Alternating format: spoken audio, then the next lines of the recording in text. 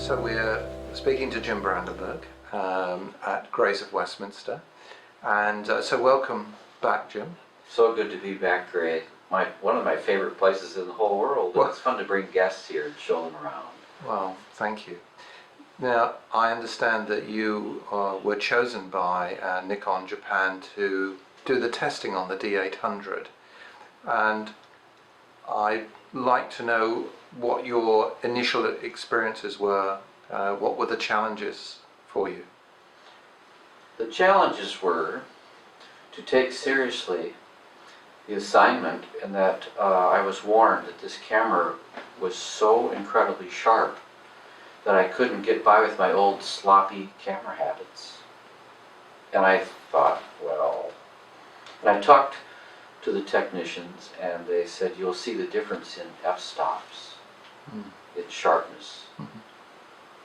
And I thought, oh, that's just old mythology. You know, f8 has always been the sharpest f-stop.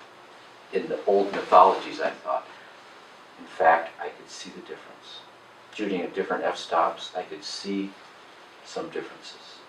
That's how the resolution is. That's not putting down the lenses, that's just saying how incredibly sharp this camera is. It's in terms of resolution, it is a game changer for me. Really? I had the camera for a month, had 4 of them. Each one did something slightly different. They're not prototypes, but they were tweaking. When I gave the cameras back, I had anxiety attacks. It sounds like a joke, but it's true. I fell in love with this camera. And I can go on all for hours. Why?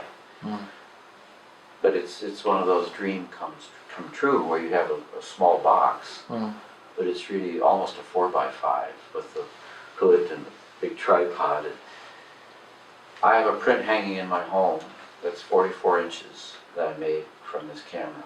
And every time I walk by it, I look at it, I can't believe it's shot with a 35 millimeter. That is a big change, isn't it? Gosh. And we'll be hearing more and more about it. I can't wait. The word isn't quite out yet. People haven't had it long enough, but I can't wait to hear the buzz when they discover the stuff that I discovered. And I'm not a techno freak. You know, I'm not into the extreme sharpness, but I think I am now. Because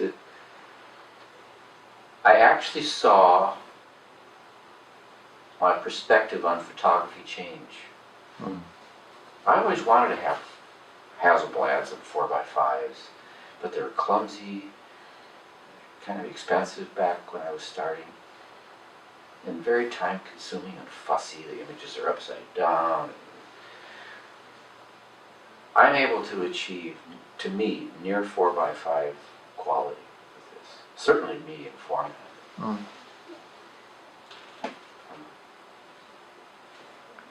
Well, I say this willingly. I'm not being paid by Nikon to say this. No. I don't work for them. This is truly a very special camera. What combinations of camera and lens did you try on that on the testing? I tried the 14 to 24. I use that a lot. It's a good lens. It's a very sharp lens for that range of zoom. Surprisingly sharp. I love the 24 1.4, the new one. That's a beautiful lens.